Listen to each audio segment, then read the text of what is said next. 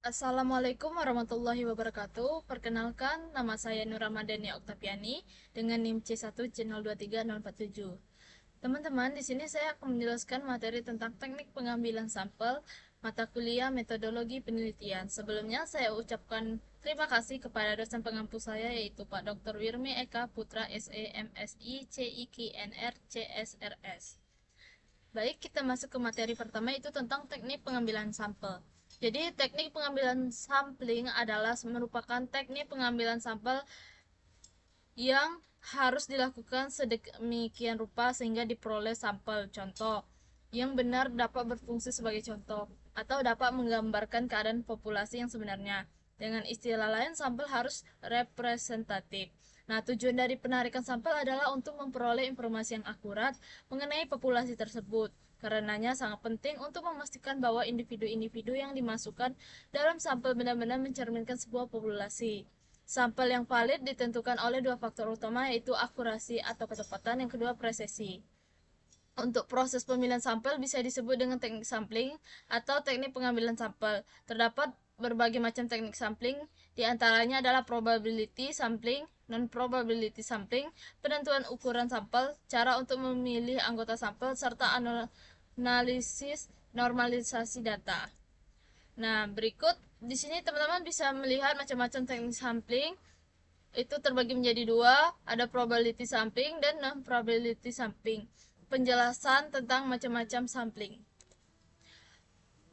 Yang pertama itu tentang probability sampling. Nah, probability sampling adalah teknik sampling yang memberikan peluang yang sama bagi setiap unsur anggota populasi untuk dipilih menjadi anggota sampel. Teknik ini meliputi yang pertama ada sampel random sampling, yakni cara atau teknik ini disebut simple, yaitu sederhana karena cara pengambilan sampel dari semua anggota populasi dilakukan secara acak tanpa memperhatikan strata yang ada dalam populasi itu. Cara ini bisa dilakukan jika anggota populasi dianggap homogen.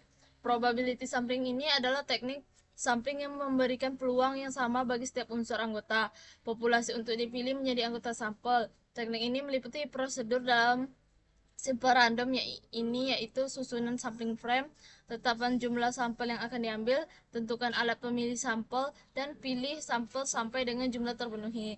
Yang kedua ada proportionate stratific random sampling, yaitu sampling yang digunakan jika populasi mempunyai anggota atau unsur yang tidak homogen dan berserta secara proporsional. Misalnya jumlah dosen yang lulus S1 sama dengan 20, S2 sebanyak 12, dan S3 sebanyak 7. Nah, jumlah sampel yang harus diambil meliputi startup pendidikan tersebut diambil secara proporsional. Prosedur proportionate stratified random sampling, teknik ini yaitu yang pertama ada siapkan sampling frame, yang kedua bagi sampling frame tersebut berdasarkan strata yang dikehendaki, yang ketiga itu tentukan jumlah sampel dalam setiap stratum, yang keempat yaitu pilih sampel dari setiap stratum secara acak. Yang ketiga ada disproportionate stratific random sampling, yaitu teknik disproportionate stratific random sampling ini digunakan untuk menentukan jumlah sampel bila pola berserta tapi kurang profesionalnya. Misalnya karyawan suatu institusi mempunyai 2 orang lulusan S3, 5 orang lulusan S2, 60 orang lulusan S1, dan 100 orang lulusan SLTA. Maka lulusan S3 dan lulusan S2 semuanya diambil sebagai sampel, sedangkan yang lain tidak. Lanjut ke materi tentang non-probability sampling, yaitu peluang atau kesempatan sama bagi setiap unsur atau anggota populasi untuk dipilih menjadi sampel. Nah, teknik non-probability ini, sampling sampel ini meliputi yang pertama ada teknik sampling sistematis, yaitu teknik pengambilan sampel berdasarkan urutan dari anggota populasi yang telah diberi nomor urut. Misalnya anggota populasi yang terdiri dari 100 orang, dari semua anggota itu diberi nomor urut, yaitu nomor 1 sampai dengan nomor 100. Nah, pengambilan sampel dapat dilakukan dengan nomor ganjil saja, genap saja, atau kelipatan dari bilangan tertentu. Misalnya kelipatan dari bilangan 5. Untuk ini maka diambil sebagai sampel adalah nomor 1, 5, 10, 15, 20, dan seterusnya sampai 100. Yang kedua ada teknik sampel kuota, yaitu teknik metode untuk menentukan sampel dari populasi yang memiliki karakteristik tertentu hingga mencapai jumlah kuota yang diinginkan. Sebagai ilustrasi, jika kita melakukan penelitian mengenai pendapat masyarakat terhadap pelayanan publik terkait izin mendirikan bangunan dan jumlah sampel yang ditentukan adalah 500 orang.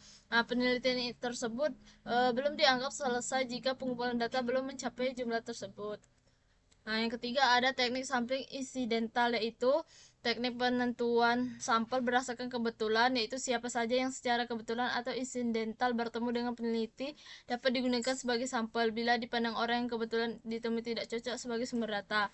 Yang keempat ada teknik sampling purposive, yaitu dilakukan dengan memilih subjek berdasarkan tujuan tertentu, bukan berdasarkan strata, pemilihan acak, atau lokasi geografis. Sebagai contoh, jika kita ingin meneliti kualitas air mineral, maka sumber data yang dipilih adalah para ahli di bidang mineral.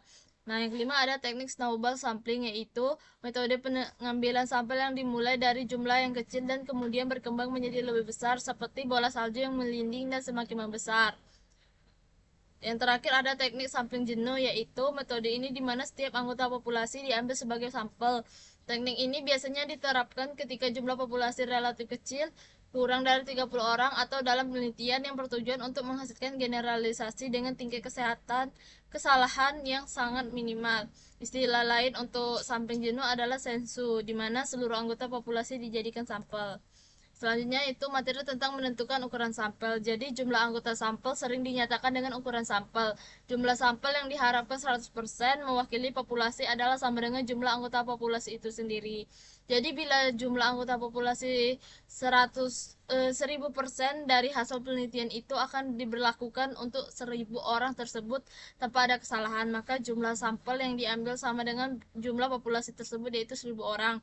Makin besar jumlah sampel mendekati populasi, maka peluang kesalahan generalisasi semakin kecil, dan sebaliknya, makin kecil jumlah sampel menjauhi populasi, maka semakin besar kesalahan generalisasi yang diberlakukan umum.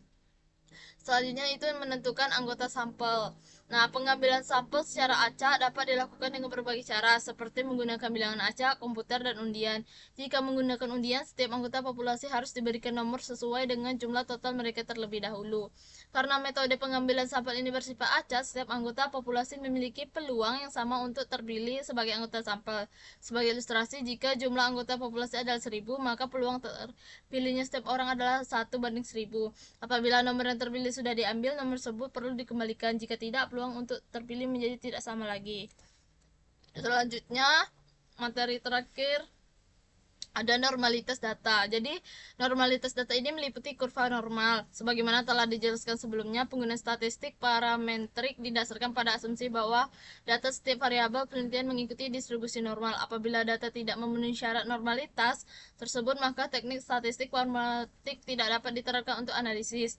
Sebagai alternatif, digunakan teknik statistik lain yang tidak terikat pada asumsi normalitas data yang dikenal sebagai statistik non-parametrik. Oleh karena itu, sebelum penelitian memutuskan untuk menggunakan teknik statistik parametrik dan alam analisanya, penting bagi peneliti untuk terlebih dahulu memverifikasi apakah data yang akan dianalisis berdistribusi normal atau tidak. Baik teman-teman, dari materi yang telah saya sampaikan tadi, maka dapat ditarik kesimpulan bahwa pengumpulan data adalah tahap yang sangat penting dalam penelitian, di mana pemilihan metode yang tepat seperti observasi, wawancara, kuesioner, studi dokumen, dan fokus grup harus disesuaikan dengan tujuan penelitian dan jenis data yang dibutuhkan. Setiap metode pengumpulan data memiliki karakteristik, kelebihan, dan kekurangan yang perlu dipertimbangkan dengan matang oleh peneliti untuk memastikan data yang terkumpul relevan dan akurat. Selain memilih metode yang tepat, validitas dan reliabilitas data juga sangat penting. Teknik triangulasi yang melibatkan triangulasi data, metode penelitian, dan sumber dapat digunakan untuk meningkatkan kepercayaan terhadap data. Triangulasi memungkinkan peneliti untuk melihat fenomena dari berbagai sudut pandang, mengurangi bias, dan meningkatkan akurasi temuan penelitian. Instrumen pengumpulan data juga memainkan peran penting sebagai alat bantuan di lapangan. Instrumen yang digunakan harus sesuai dengan teknik pengumpulan data dan jenis data yang dikumpulkan. Kesalahan dalam penggunaan instrumen dapat berdampak negatif pada kualitas data dan hasil penelitian secara keseluruhan, sehingga pemahaman yang mendalam tentang kesesuaian antara instrumen dan data sangat penting untuk memastikan ketepatan dan validitas hasil penelitian. Baik teman-teman, itu saja, sekian pemaparan materi dari saya. Kurang dan lebihnya saya mohon maaf. Saya ucapkan terima kasih. Wassalamualaikum warahmatullahi wabarakatuh.